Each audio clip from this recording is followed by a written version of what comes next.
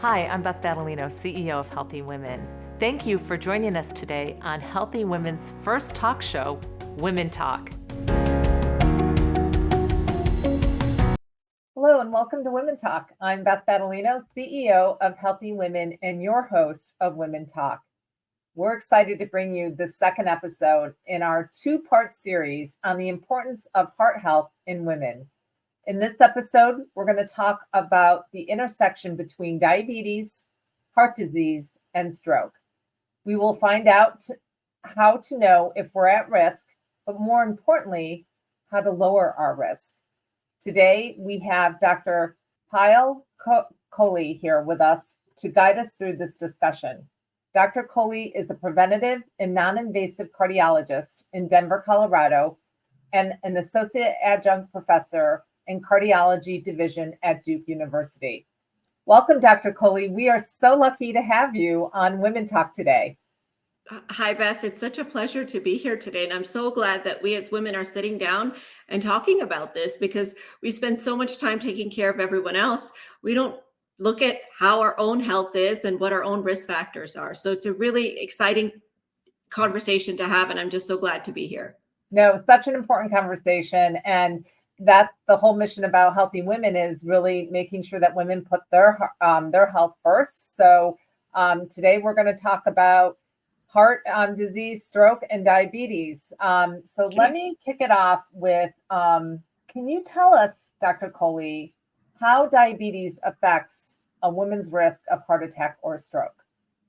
You know, diabetes is such an important disease to talk about because the prevalence is going up. We're actually getting more diabetic than ever before, and it causes so much damage to our organs. So if you think about what happens when you have diabetes, your blood sugar gets turned up. So the way that your body responds to blood sugar is abnormal. When you have extra sugar swimming around inside the arteries, it can cause the arteries to get sticky, which can cause cholesterol or plaque deposits. Now, if it happens in the arteries around the heart, it causes heart attacks.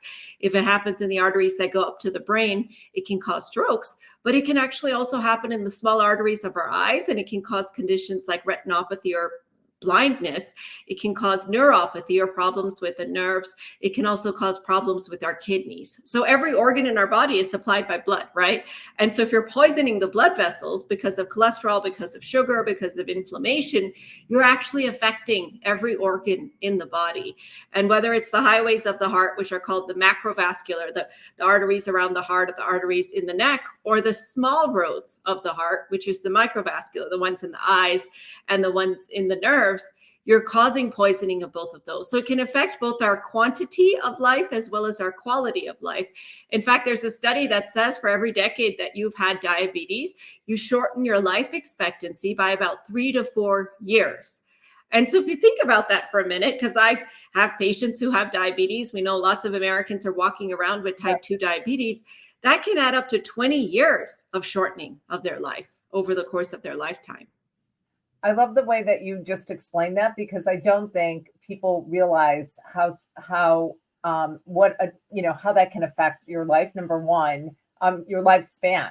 Number two, right? It's really important to understand whether you're at risk, and if you're living with diabetes, how we can be more compliant. So I'm going to dive into those questions a little bit more, but we know there are a number of risk factors for heart disease, stroke, and diabetes. What are those risk factors, and are they the same risk factors for all three diseases? And how do triglycerides fit into this picture? Yeah. And you know what's so sneaky about diabetes, Beth, is that it does sneak up on us. Right. And one day you're not going to wake up, your body's not going to say you have diabetes today. It's sort of a slow process. And so unless we actually think about our risk factors and think about checking our blood tests, we don't always know when we develop diabetes or even pre-diabetes, which is this like warning from our body that it's in a stress response. It's not able to keep up. The blood sugar is starting to go up. It's kind of that warning to you. It usually doesn't have any symptoms. The only way to really pick that up is on a blood test. So if you think about the risk factors for heart disease, for diabetes, there's this tremendous amount of overlap. So I like to think of it like a Venn diagram with sort of like 3 or 4 bubbles overlapping. And in fact, this year, the American Heart Association has coined this new disease. It's called CKM, cardiovascular kidney metabolic syndrome. Cardiovascular, kidney, And then the metabolic part is the diabetes, suggesting that all three of those diseases not just have the same risk factors, but they also have the same consequences, and they all kind of damage each other. So I like to say that the heart, the kidneys, and your pancreas, which is where diabetes comes from, are best friends or best enemies, however you want to say it. But if one misbehaves, it causes all the others to misbehave. So if we think about sort of the traditional risk factors, we know that, obesity is one of the biggest ones. And that's the one that's really driving, I think, this surge that we've seen in diabetes. But in fact, we're also seeing that after COVID, we have this phenomena of post-COVID autoimmune diabetes, where our immune system can actually attack our pancreas. And that can be, this type 1.5 diabetes. That's not diabetes that you were born with, but it's diabetes that you kind of acquired potentially as a result of this infection. But we know that a lot of other risk factors also overlap with diabetes. Obese, high blood pressure, you have sleep apnea, you have chronic kidney disease. All of these are risk factors for diabetes. They're also risk factors for heart disease. Now, those are the general sort of risk factors, your high cholesterol and everything that applies to men and women.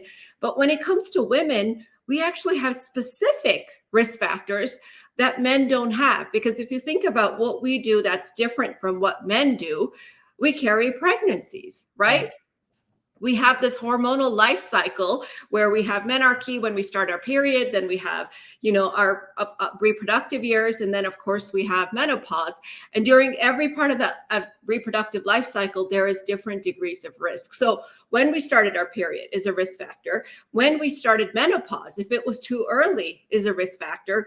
Whether or not we got hormones, how we carried our pregnancies. In other words, if we had, gestational diabetes, gestational hypertension, preeclampsia, the baby was born with low birth weight, these are all risk factors. So I always like to tell women, not only should you know your regular risk factors, the cholesterol, the weight, the blood sugar, all of those, but you should also know your sort of cardio ovary risk factors, which are specific to your ovary. And then of course, there's our family history, there's our behaviors, there's environmental pollution, so many other factors for us to consider as well. So a couple areas that you touched upon, I think are super important because I don't think women know enough about it. So can we talk about, pregnancy, postpartum? If you're if you are pre-diabetic or gestational diabetic during pregnancy and or starting to see high blood pressure, not diagnosed with preeclampsia, but going in that direction, is it important for women to let their primary care know after they deliver that baby? Extremely important. And I feel like this doesn't happen enough because, what I tell my women patients is that pregnancy is that first stress test your body's ever going to have. And if you've had any of these things happen, your blood vessels, vasculature failed that stress test. So it's a little warning from your body that your blood vessels are not normal. They're going to declare themselves later in life with blockages, with heart disease, with strokes, what have you. So you really want to take that seriously. I also tell my women, when you start getting your mammogram in your 40s, it's really important not just to look for cancer, but also to look at the arteries in the breast. Because if you have tiny calcium deposits, calcium sticks to plaque. So if you have something called breast arterial calcifications on a mammogram in your 40s, that's those small blood vessels warning you that you're headed for blockages in the big blood vessels in your 50s and 60s and what have you. So I think getting all the clues we can to really reduce the risk in women, because as we know, and it's so unfortunate, women are undertreated, women are not treated as aggressively, they're not diagnosed as early, and for the same type of risk factors like triglycerides, for example, they can actually have a higher risk. So women with high triglycerides have a 40% higher risk with the same risk factor, and it gets treated later and less aggressively, unfortunately. Okay, so I'm so glad you brought in triglycerides because that's super important. And again, something I don't think we all know enough about. And when we look at women's health, how does race and ethnicity, as well as social determinants of health, play a role in a person's risk for heart disease and stroke? Yeah, and this is something we've gotten smarter about, I would say, just in the last few years, because in the beginning, we just used your sort of usual, your age, your blood pressure, your cholesterol, kind of a generic thing, thinking that all the races are the same. But now we've actually gone and incorporated race and something called social determinants of health, which is where we live, how much access to care we have, how hard we work, how much our stress is, all of those types of factors into our risk equation. So the prevent equation, which just came out earlier this year, this actually incorporates those metrics because we know that sometimes those can have such a tremendous impact. So of course there's biological differences by race. So I'm South Asian. Our lipoprotein A, which is a fat particle in our blood that causes 6 times more blockages than even the bad cholesterol, tends to run higher. So there's a lot of variation by race, and that's part of why South Asians actually do have a higher risk. So when I'm thinking about risk stratifying a person, I look at certain ethnicities, and actually I call these target signs. I put a target sign on them based on their ethnicity that would potentially make them higher risk. We know that Hispanics who get diabetes are 50% more likely to die from their diabetes. Now, some of this might be biological differences, but a lot of this, as you pointed out, is the access to care. It's the health literacy. It's the foods that we eat. It's the behaviors. It's whether or not we're pursuing the prevention. Because when it comes to heart attack and stroke, 80% of those are preventable. And yet you've got people dying every few minutes from heart disease, and it's the most common killer of men and women. So there's a clear mismatch there. And a big part of that is those social determinants of health. When I'm thinking about lifestyle changes, it's so easy to say, but here at Healthy Women, we have a major focus on, prevention. Are there certain lifestyle changes women can make to lower their risk of disease? And I know, as we're just coming off of talking about social determinants, it is harder for some people to do that. But can you suggest any lifestyle changes that women can include in their daily lives that will help lower their risk of disease? It's so many small things, Beth, that could really add up over time. And I sort of use 3 buckets when I think about how I'm living my life, because we get caught up in our day-to-day basis. So eat, sleep, and live. So eat. What we eat is one of the most important predictors of our risk for a lot of cardiometabolic diseases, including diabetes, including hypertriglyceridemia. And we know that there are diets out there, the Mediterranean diet, as well as the DASH diet. DASH is a low sodium diet. Mediterranean focuses on kind of healthy fats and avocados, eating more fish than red meat. These have been associated with a significantly lower risk of having heart disease. There's also other things that are now coming up, such as intermittent fasting or time restricted eating.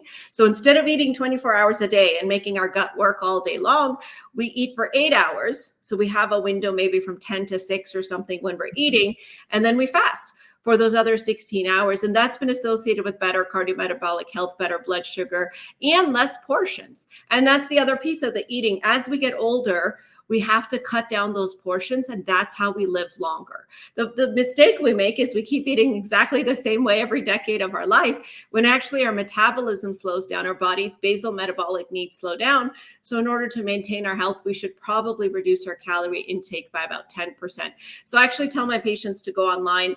Mayo Clinic has a great calorie calculator that you can put in your age, your gender, your height, your weight, and how much activity you're doing. It kind of tells you maybe how many calories a day you should be eating to maintain your weight, to lose your weight, or to gain weight. So eating is that first part of how we live our life. The second is the sleep. This is also something we've now put into what's called the American Heart Association's Life Essential 8, because we didn't used to pay enough attention to sleep. All of us chip away at our sleep every single day because we're busy running around, and the only thing that gives is the sleep. But now we've realized that getting that 7 to 9 hours for most adults every single night on a consistent basis, and we don't want to fast during the week and have, binging on the weekends. So you don't sleep at all during the week and then you sleep for 10 hours on the weekends. No, you really want to give your body that kind of consistent ability to repair cellular damage, to, process all the things that have happened. It's good for mental health and physical health. So eat, sleep, and then the third one is live. And that's where the activity piece really comes in, where we have to make sure that we're doing at least 30 minutes of cardio, at least 5 to 10 minutes of resistance training, and then at least a little bit of yoga and meditation for our joints and for our mental health. So I usually do like 20 minutes of cardio and then about 10 minutes of weightlifting. And then I wind down with 5 to 10 minutes of meditation. And if you do that at least 5 to 7 days a week, it's going to completely change not just how long you live, but how healthy you live. Because we really want you not just to live longer, but to live better. Right. And the worst thing that could happen to any of us, I think we would all agree, is having a stroke or having dementia. And these types of factors can help really reduce our risk of both of those terrible outcomes. So let's talk a little bit more about eat, sleep, and live. So I'm eating better, sleeping not so much, but living better, and doing my exercise, but I'm not seeing the numbers come down. Can we talk a little bit about medications that women can ask her healthcare practitioner about to help reduce the risk of heart disease, especially if she's already had a heart attack or a stroke? Yes. I mean, if you've had a heart attack or stroke, that target sign that I talk about is the biggest ever, right? Because that's the biggest predictor of another event. Your blood vessels have declared to you that they're angry and you have to do something to calm them down. So that for sure, they need kind of all the categories of medicines that I'm going to talk about. But I think the trickier one and the one that falls through the cracks is the woman who's got this silent killer inside. Her heart disease is brewing because her numbers don't look great, even though she's eating, sleeping, and living, and no one does anything. So it's really, I think it's up to us as women to take control of our health, just like we do of other things in our life, and to really talk to our providers. So the first category that I want you to talk to your doctor about is cholesterol, and a medicine called icosapentaethyl, which is derived from fish oil. So if you're somebody who has high bad cholesterol, which is an LDL greater than 100, mind you, and this is for people who haven't had heart disease, you want to get ahead of the disease. You want to be smarter than the disease. You want to start the medicine before you have the heart attack, before the disease deposits in the arteries. So I'm starting my 40-year-olds on cholesterol medicine because that's when the arteries are cleaner. I'm not waiting till their 60s till they have the heart attack and then start it. So talking about statins, which is the class of medicines that's most widely accepted to lower your cholesterol, is important. There's other medicines, like I mentioned, if your triglycerides are up, a medicine called icosapentaethyl for diabetic women who have high triglycerides, because that's that other target sign that I talked about. You want to talk about medicines for your blood pressure, because remember, those arteries are getting poisoned by the cholesterol, by the sugar. They're also getting poisoned by the blood pressure being high. And the natural history of how our blood vessels age, our skin ages with wrinkles, our blood vessels age by getting stiffer. So even if we never had hypertension before, it's very possible we would have it. And it, again, doesn't declare itself unless you check. So checking your blood pressure, especially after the age of 40, a couple times a week, just to keep an eye on what it's doing. And then if it goes above 130 over 80, that's the time to talk to your doctor about medications. If you're in that 120 to 130 range, that's actually that warning. It's called pre-hypertension. It's elevated blood pressure. Your body's warning you that it's headed there, and there you can cut down the sodium and what have you to try to sort of reverse many of those. So blood pressure, I would say, is the second category. And the third that we're getting smarter about is antithrombotics like aspirin. So it used to be an aspirin a day keeps the doctor away, right? For almost everyone across the board. Now we've gotten a little smarter about it. We're like, wait a minute, not everybody needs an aspirin, but some people with lots of target signs on them do need an aspirin. So here I talk about women who have an elevated lipoprotein A, which you should check, by the way, because it's a genetic marker of risk. That 20% of us are walking around with elevated numbers. I'm talking about women who've had a heart attack or stroke, women who've had a stent. These are all women that would benefit from that class of medications like aspirin. And then the last class, I would say, is the newest class, but the one that I'm really excited about is the weight loss medicines. Yeah. You guys have all heard about Ozempic and Wegovy, Mounjaro, and Zepbound. These are medicines developed for diabetes. Then they started hitting for heart failure. Then they started hitting for kidney disease. Then they started hitting for weight loss. And so now, again, you're talking about medicine that treats the whole body, the cardiovascular, kidney, metabolic syndrome. And I was never a fan of weight loss medicines because usually they were stimulants, right? They whipped the heart to get you to lose weight. But these medicines don't whip the heart. They rest the heart and the kidneys. So we're actually seeing patients not just lose weight and feel better about themselves, have less arthritis and more energy, but also reducing heart attacks and strokes in obese women who have heart disease and extra weight on them, and reducing kidney problems in women who might have kidney disease and extra weight on them. So I've become a huge fan of, if you're obese, there's no fat shaming. There's no, oh, we shouldn't be talking about it. There's no, oh, get off the couch and do better. It's time for you to talk to your doctor about whether it makes sense for you to think about one of these medicines, because having extra weight on you is a disease just like any other disease, and we need to address it with medications. No, we couldn't agree more. And Healthy Women's been doing a lot of work in really destigmatizing and classifying obesity as a disease, and making sure that we're fighting for policies that will allow access to these drugs for people that need it. So it's great to hear you touch upon that and tell us, why you're excited about it, and, really who they're intended for. So it's super important.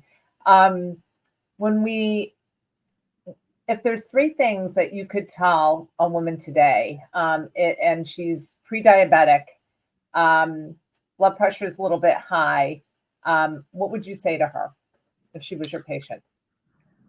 The first I would say is look forward.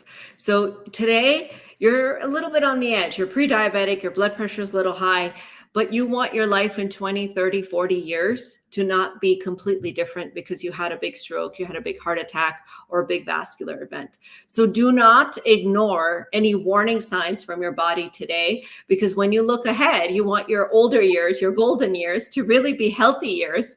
And we have the recipe for that. So if you're a little pre-diabetic, you're a little hypertensive, it's really time to get ahead of those problems and address them. So the first thing, look ahead. Don't wait for the disease to get you. You get smarter than the disease. The second thing I think is really about starting to shift the focus on yourself. So as we age as women, we enter new chapters of our life, right? And our goal has always been to take care of our spouses, our parents, our children, and our work, and all the other things that we do. I really cannot emphasize enough that after the age of 40, there has to be a little part of your day that's dedicated to you.